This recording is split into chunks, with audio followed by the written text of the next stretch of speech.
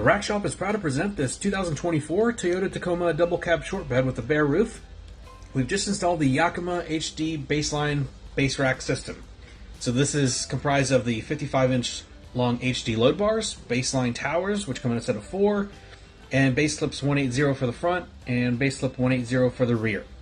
Overall, you have a weight carrying capacity of 165 pounds evenly distributed, and crossbars are spaced at 32 inches center to center. So while the HD crossbar is a really beefy, strong bar, in the clamp-on bare roof applications, you actually don't get an increase in weight capacity. So aesthetically, if you're wanting to match the HD load bars for, let's say, your Yakima overhaul HD rack system, this would be a good option. But keep in mind, HD load bars are not aerodynamic and have been reported to have wind noise. So you may need to purchase the wind fairing to help reduce that.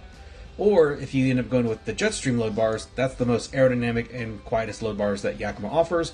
We'll link to those in the description below. But anyways, this has been a quick walk around for this vehicle. For more details, pictures, or to purchase this complete system with a couple clicks, please visit the link in the description below.